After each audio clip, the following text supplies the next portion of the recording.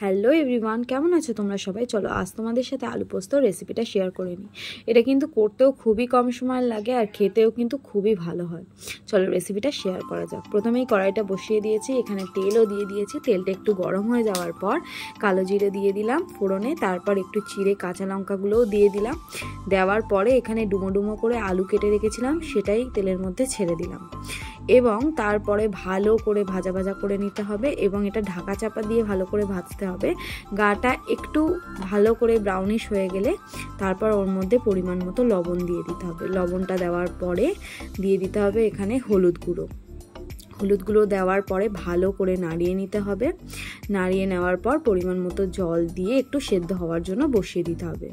সেদ্ধটা হতে হবে, এখানে বেশ ভালো করে সেদ্ধ করে নিয়েছিলাম। তারপরে এখানে পোস্ত বেটে রেখেছি, সেই বাটা পোস্তটা দিয়ে আলুটার সাথে বেশ ভালো করে মিশিয়ে নিতে হবে এবং পোস্তটা কিন্তু খুব মিহি করেই বাটতে হবে আর কি, না হলে কিন্তু খেতে অতটাও ভালো হয় না। পোস্ত এখানে বাটা দিয়ে ভালো করে এটার সাথে মিশিয়ে নিয়ে আরও কিছুক্ষণ ঢেকে রেখে দিয়েছিলাম এবং তারপরে ঢাকনা খুলে 1 চামচ সর্ষের তেল দিয়ে ভালো করে আলু পোস্তর সাথে মিশিয়ে নিয়েছিলাম। এটা মেশানোর পরে আবারও কিছুক্ষণ ভালো করে নাড়িয়ে নিয়ে ঢাকনা দিয়ে কিছুক্ষণের জন্য রেখে দিয়েছিলাম।